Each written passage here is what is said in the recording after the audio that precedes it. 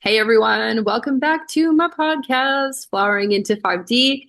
Today I have another Sam, two Sams here. Sam squared, as Sam said earlier, as I also say.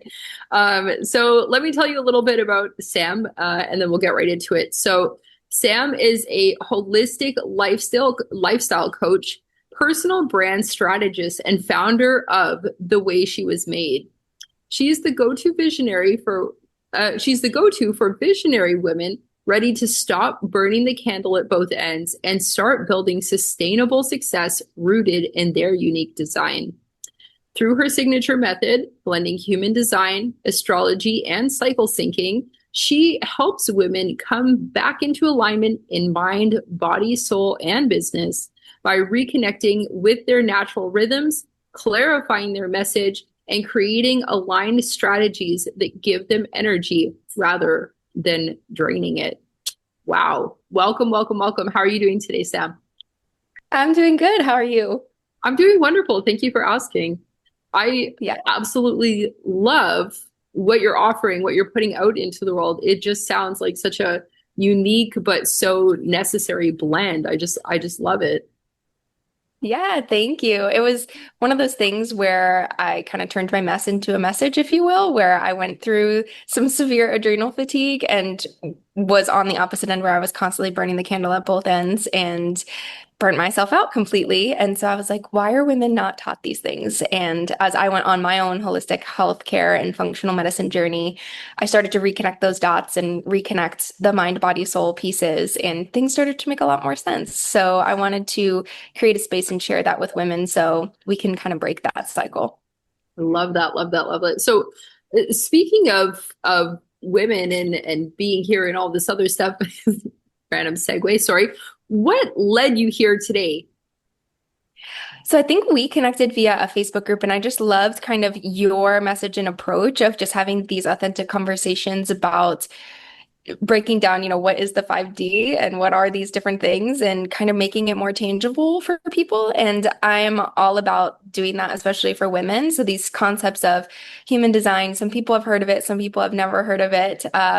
But using that as an example where it can be overwhelming, or we think of all of these different spiritual concepts and it's like you look at it and how do we apply that to our actual life so that we can move forward and continue to grow. So I love to be able to give people either simple tips or shifts or tools that they can use to integrate that. So I love that you're also doing something similar on this platform. Yeah. Great minds think alike. It's the same So thing, I guess. yeah, it's just a sad thing. So tell me just a little bit about your design, just because I'm curious, because I think once we know about human design, we're like, well, what do you, like so tell me a little bit Yeah. more about like your aura type and your profile if you'd like to share and Yeah, so my energy type, I'm a generator and I'm a 4/6 profile. So my network is my net worth. And that's something that I have learned to kind of grow into. Sharing my wisdom and stepping up and taking that space is something that I think as women we're not very used to. So as anybody with like a 3 or a 6 in their profile, the trial and error phase and kind of sharing your story is how we help to activate other people and help them to ultimately overcome the challenges that we've already overcome in our life. So that's something that I integrate now into my business. And once I learned kind of how I work, especially as a generator, needing that joy and needing to build things that are bringing me joy and looking at creativity in a completely different way, it shifted a lot because I now understand that like the 9 to 5 does not work for me for a number of reasons, but specifically being a generator, that was kind of really draining my energy. hmm. What, I'm starting to wonder, like, is anybody really built for a 9 to 5? Like, because like I'm Fair. not, I'm not. Yeah. It's not for me at Yeah. all. I feel like a lot of people, I mean, I've had this conversation a lot too, where I think it's just that's the way that we've always done it. And it seems simple, not simple, but I guess it's just the easier way where it's the step-by-step process of like, okay, you go to school and then this is the next step is to go get a job and you sit here and that's what you do. And that's stability. And for some people, that stability is more important than, um, or they have a different creative outlet or whatever that might be, but it's just that's giving them the stability to be able to live the way that they need to live. But for people, especially women that I think are more, I think the 9 to 5 does not fit women in general, Mm. because it's built around a man's hormone cycle. I will just go there that it's men's hormones reset every 24 hours, women's hormones reset every 28 to 30-ish days. So we're not meant to do the same thing day in and day out. And when you put us in a 9 to 5 role where it's around the masculine hormone cycle, that disconnects us from our intuition and our ability to reconnect to our bodies and just be able to function optimally. So for women in particular, I do not think the 9 to 5 works. I love that. And to be honest with you, like that just blew my mind. I was like, whoa, whoa, with the men's hormone cycle and the women's and oh like Yeah. whoa. Once you look at that and like how it's completely set up that way, there's so many different things that you just can't. You're like, oh my God, that makes so much sense. Because we push through, think about it. Like if you look at a hormone cycle, we also are taught pretty much in like a health class or whatever that might be, that your cycle is your period and you Mhm. have it for a week and it's going to suck and you just have to deal with it. And none of those things are actually true. Your cycle is actually your full hormone cycle, which again is that 28 to 30 days. There's 4 phases, which I like to call like your inner seasons.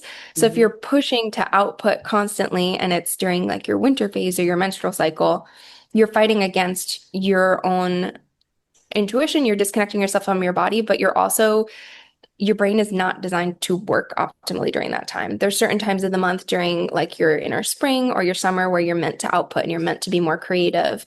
And then during the fall, you're meant to be more analytical and more organized and different things like that. So if you are constantly pushing against that, you're just pushing yourself closer to the burnout every day. Ooh, I love that too. Like, yeah, the inner seasons and just really aligning yourself with the time of the season, but also of your cycle as well. Like that's, I completely relate to that. I also work with the moon as well. So, and I mean, my cycle isn't quite tied to the moon just yet. At one point, it was like the opposite in that I was getting my uh, period or moon time. I don't know what everybody's calling their period these days, but I was getting my period around the full moon instead of the new moon. But it's Uh-huh. slowly making its way to the new moon. So it's like I don't know, but yeah. Anyways, I do work with the moon a bit, and this Mhm. I not to be like graphic or anything. I have my period right now, and I I was getting all of these invitations. Like I'm actually in traditional human design. I'm a projector, so I was like getting all these like random invitations, and I was like, whoa, like something just feels off. Like I don't want to do all of this stuff. Like it was a bit overwhelming and of course, we need to recognize that not all invitations are going to be good ones. Mhm. And It's a and test sometimes. it's a test. Are you sure you can rest through this? Like, and I was like, you know what? Something tells me like I shouldn't do this. It's a great idea, but it's just not for me. And then an invitation came up to actually learn how to give Reiki. And I was like, perfect, because I waited and I didn't just jump for the Yeah. invitation and like the invitation was to basically work on my business a little bit, which I love working on my business and it's exciting for me, et cetera, et cetera. But I was just like something was telling me like just hold up on the business, And then this beautiful invitation to learn Reiki came in, and I mean I'm still learning and I'm still inputting, outputting, but it just feels Yeah. more like a rest than like me you know. Yeah. So, anyways, that was a bit of a tangent there, but I I totally That's resonate with what you're amazing. saying. Yeah, I think that's a great way to see your design and application and to see that you still have to filter those invitations. It's not just like every invitation and using which are you splenic? Is like your spleen your authority? Using your authority basically within your human design. Mine is my sacral center. So for Mm, me, it's like a gut feeling. So using that as kind of okay, I'm responding to this situation or this invitation or whatever it might be is it in alignment for me or is it out of alignment? And checking into that, which you did in this case. And then ultimately you're like rewarded afterwards because you waited and you didn't just take all of the invitations, which is the other thing we have to learn too as women and as people that are on this like soul journey, kind of checking in with ourselves and not just saying yes to everything because it's there or because there's a fear in us that something better might not come. And that's a hard thing to overcome sometimes. Well, I think it's so important. Like most of the time, something more aligned does come down the line if we just give it grace, or in the case of reflectors, give it a moon cycle, like just chill out. Like, we don't need to answer right away. It's in this age of we need to like get everything done now and like answer immediately. Like, what Yes. happened to her? She didn't reply in 30 seconds, like it's there is a lot of value in just taking a pause. Yeah, totally. And that goes back to even like the whole cycle of just giving yourself that time. I had like a visual come to me this week where it was like I wasn't able to receive the information or the downloads or the next aligned step for myself because I was constantly outputting.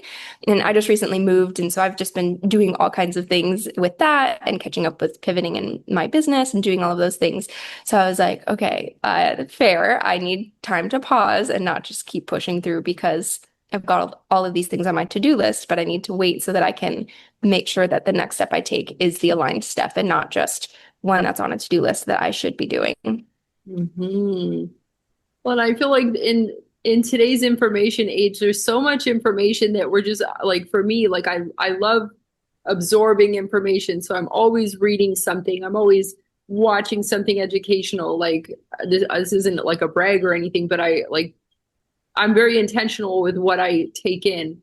Yeah. And I want to learn something from it. I want to get something from it. I don't watch things for the sake of entertainment very much anymore, unless it's the like weekly true sidereal astrology update. Like that's like my entertainment these days. So, Yeah. so yeah, I really think though, like with all of this information coming at us, it's another way to accidentally cut ourselves off from source and Yes. because that little voice that we consider source or whatever we're calling it, that voice doesn't come when you're watching the weekly true sidereal astrology update. Like it only Yeah. comes in silence. And I think it's so important for everyone, not just women, but to take that silence as much as we Yeah. can. Totally. Or even like so many of us wake up in the morning, the alarm goes off or whatever it might be, and then we immediately pick up our phone and it's like external input before we even have a chance to either wake up or to actually process, dreams that happened or any like messages that came to us while we were sleeping or to just get the day going. We're constantly just inputting. And that can also burn us out because it's information overload of like not knowing what direction or as a business owner not filtering those things and just being like, okay, well, so and so did this, so I'm going to take that and I'm going to implement that in my business without taking the time to see, well, is that actually aligned for me? Should I be going in this direction? Should I be applying this to my business or to my life? It's just, we're just taking all of this information in, and either you start to do that and you feel misaligned, or you just start to freeze, which I've seen a lot. Yeah, I think that's completely accurate because yeah, it's like you're like in fight or flight mode or freeze, and you're just like, okay, uh, I'm out. Yeah. Yeah. We like max out at some point. And I think as women too, if we're constantly outputting or we're constantly responding to things, we get that decision fatigue, which is a real thing where it's like you cannot make any more decisions. You can't be creative. You can't be outputting the things that you're meant to output or integrating the things that you need to integrate because we're just taking in so much. So filtering that is more and more important these days just because of how much information is being thrown at us constantly, especially with like social media and all of that stuff.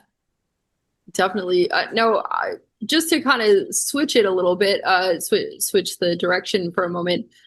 You mentioned that you help women like through business. I'm just curious, like, social media seems to be like the place for people to advertise or, get clients or whatever.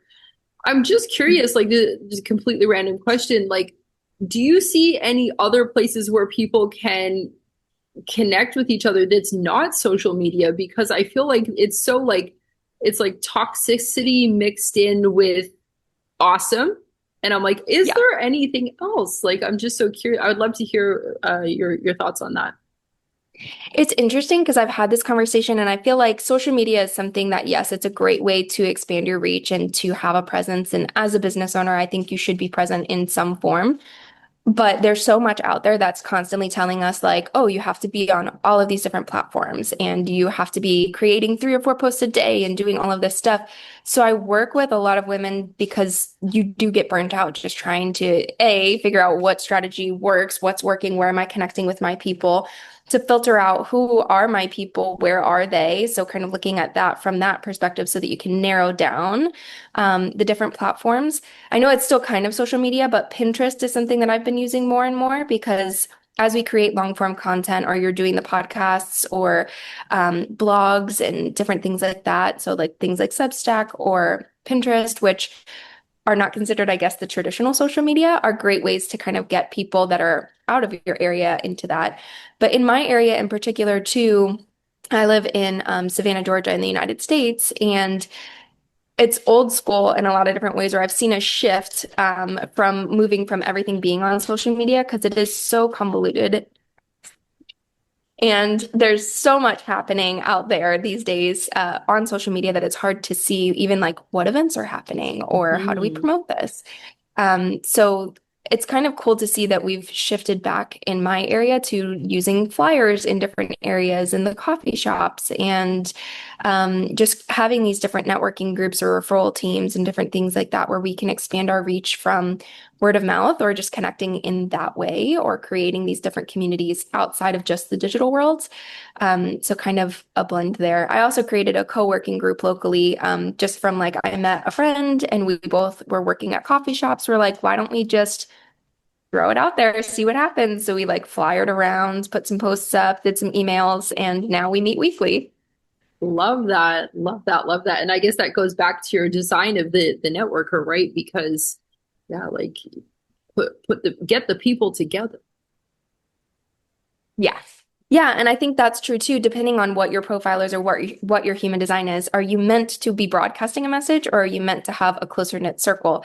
So for me, word of mouth and network and building actual connections with people and having that be my expansion, like I might meet you and you might be like, oh, you totally need to meet my friend so and so. And that's how my connections build or my impact grows is through those connections.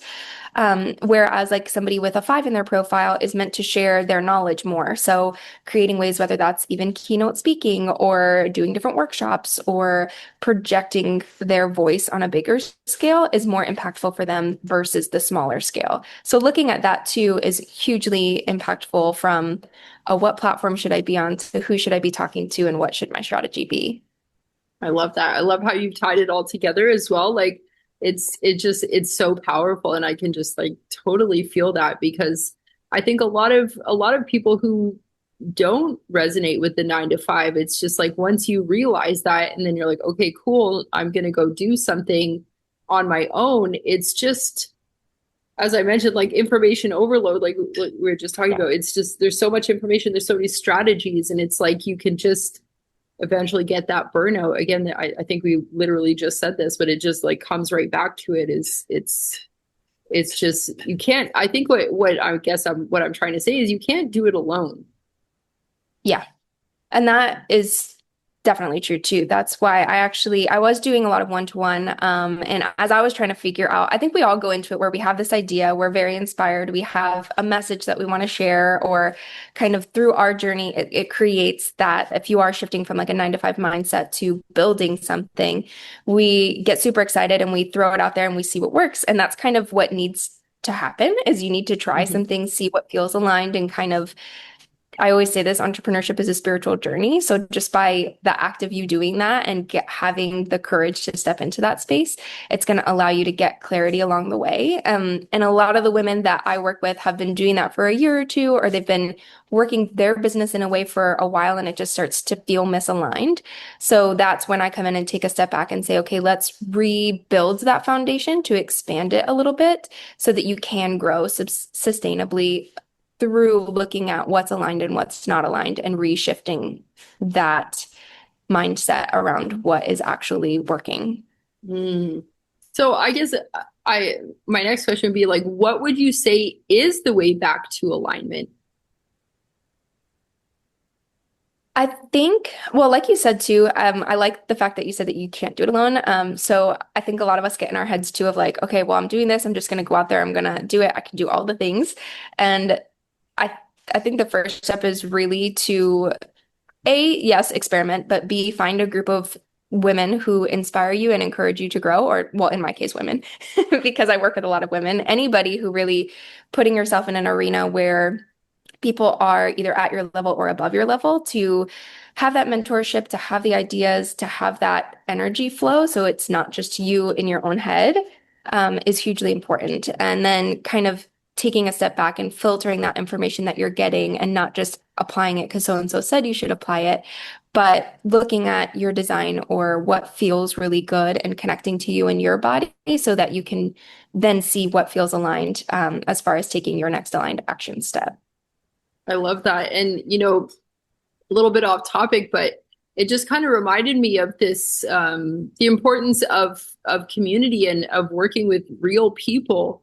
I've been Yeah. seeing a lot of things lately about Chat GPT, and I mean, like, I'm not here to knock Chat GPT. It's very handy for a lot of things, but it's starting to come out that there's a huge confirmation bias attached to it, uh, dangerously so in some cases. And I saw this example, and I'm probably not going to say it exactly right, but somebody asked ChatGPT, a woman asked, like, "Oh, what is this saying? Like, let's pretend it's TLDR. Like, oh, what is this TLDR? Like, I don't know what that is." And ChatGPT explained, like, "Oh, it's too long, didn't read." And the woman wrote back, like, "Oh, I just feel old, didn't know," or something like this. And ChatGPT was like, "No, you're not old. You've just got the receipts to so many experiences, and you're gonna change the world with your blah blah blah." It was just like so crystal clear in when I read that I'm like, it's saying exactly what we want it to say so that we spend more time on it, just like social media, right? Like, of course, it's no different. It wants your time. So it's just going to keep you Yeah. there and keep sending you all the stuff that you like. And you're like, oh, wow, let me stay on here longer. But I just, sorry, it's a bit of a tangent there, but I was just so like reminded how important it is to have real people in your life to bounce ideas off of and share your dreams with, and not just using ChatGPT. Yeah, and it's interesting because I had a similar conversation just this week with somebody where we were talking about it's kind of taking the ability away for your creative thought process sometimes Mm, where we can outsource it. So I think it's the same way of like coming back to yourself where happiness and joy and alignment and all of that is something that you have to feel within before you can bring other things outside of you and people included or experiences into the situation to help enhance that. And it's the same thing with like a chat GPT, where if you're using that to outsource your ability to filter through different things or your ability to bounce those ideas off each other or to be creative, you're outsourcing a lot of yourself versus using it as a mirror to sometimes reflect back. So definitely being cautious about how you're using it or how you're responding to the different things because it does take in all of that into consideration. It kind of like takes all of the pieces of how you've trained it because you have to train an AI in order to be able to respond or to understand you. And then ultimately it's built off of that. So it's an interesting world, that whole world of AI and how it's growing and expanding. yeah, definitely, definitely. And just to go back to the mention of community for a moment, you mentioned that your town or city of Savannah, Georgia, is moving more towards like the not analog, but less digital way of being and advertising and whatnot. Um, what would you say to someone who is um, like completely online in regards to like their friendships, their community, like everything, their community, everything's online. Like, how would you like, what kind of advice would you have for somebody who maybe wants to move away from being completely online to not so online? One of the things that's interesting to me, so like I'll use myself as an example because my vision, like my big vision is to have a homestead, have some land, have like a big co-working barn space and have this like meditation paths and like all of this stuff, have all of that come together. So I want to have a physical space, but right now I've created it digitally through my membership program. I'm like, how can I capture the feeling of what I want in real life in the digital space? So I think it can coexist. But if you're looking to take what you've already built in, say, a membership program or an online community and expand that, I feel like the first step is to just kind of put yourself out there and look at where your values are aligned or what feels good to you in the physical space, and even to just join either a networking group or a social club or something like that to just kind of see what's out there because there's a ton of it. And I think now, post COVID, post 2020, now that we're kind of beyond that world, a lot of people are craving that connection again. And there's a lot of these different budding things. And if you don't see one in your area, kind of look at what you might want to start, or just throwing the idea out there like I did with the co-working group. I was like, hey, we're both working at coffee shops. Why don't we just set a date and throw it out there and see if anybody shows up? And we've had like almost 200 people follow us now, and we've got like 10 or so people that come each week at a different coffee shop. So don't be scared if you have the idea or you have the thought or you have a feeling to, or a pull that's pulling you in a certain direction, that's for a reason.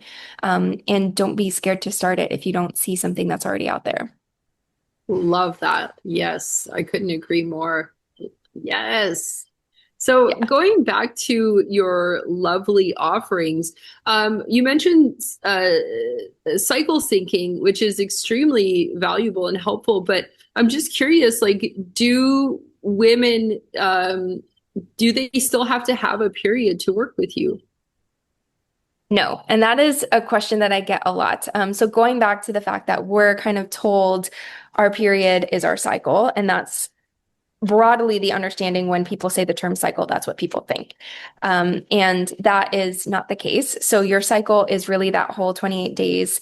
Whether you have a period or not, or if your period is irregular, you can also use the moon cycle. Women work cyclically just the way our hormones are and the way that we're able to process information, the way that we're not designed to do the same thing day in and day out. So a simple way, if you don't have a period or you're going through a period of time where your cycle is irregular, I have different like trackers and things that I'll give to women to say, hey, let's start with looking at the moon cycle and just tracking your energy each day.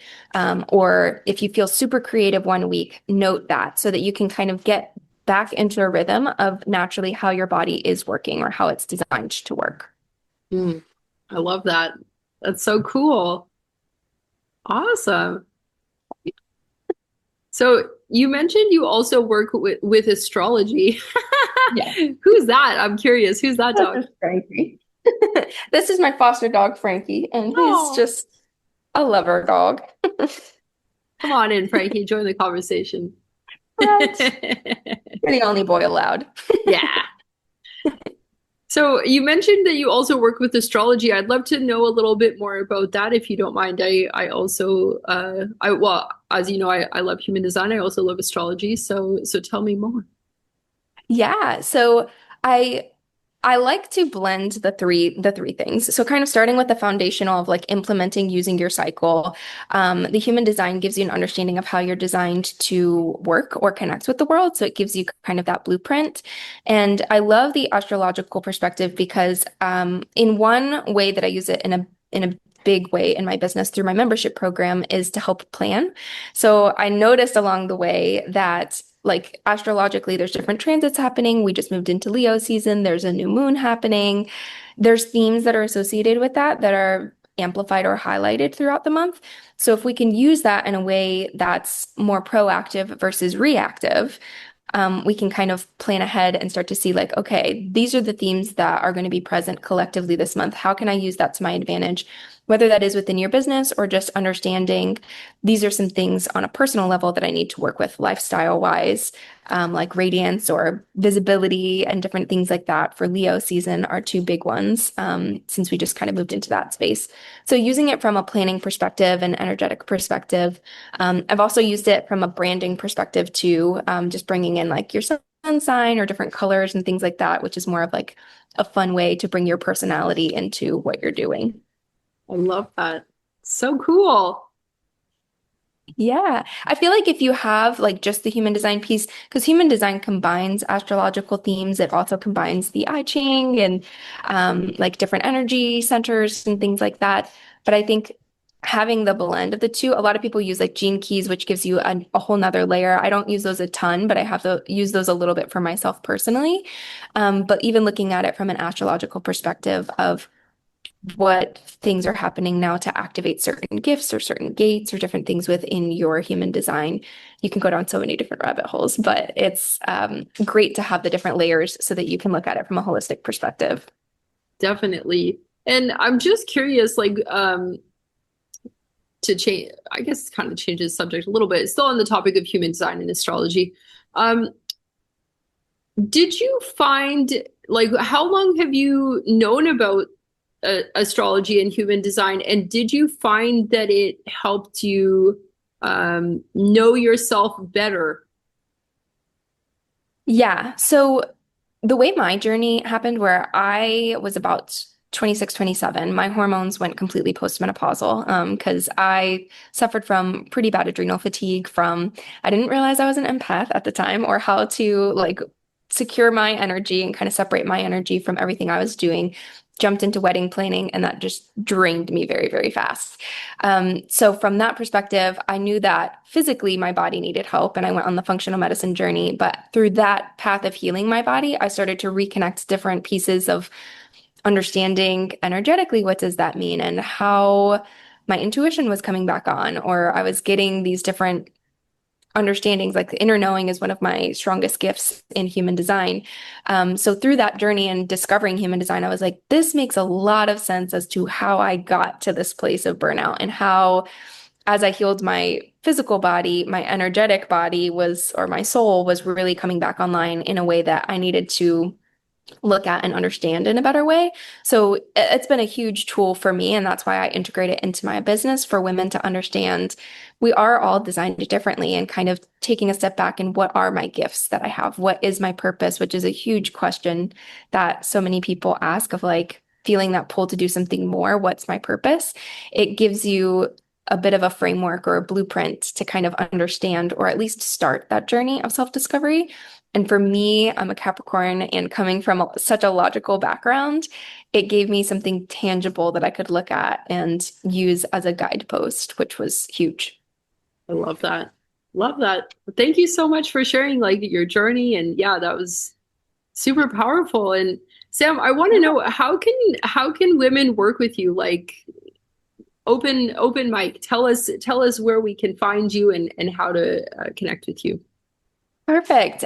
So I shifted from doing a lot of the design work to more coaching. So I'm very coaching or a guide based business, and I have one-to-one sessions with clients. Everything from a one-off breakthrough session, which I love doing because it's between 45 to 90 minutes. We'll sit down, dive into your human design chart, astrology, and then bring in some intuitive guidance of what is that next action step or how can you overcome that pattern or block.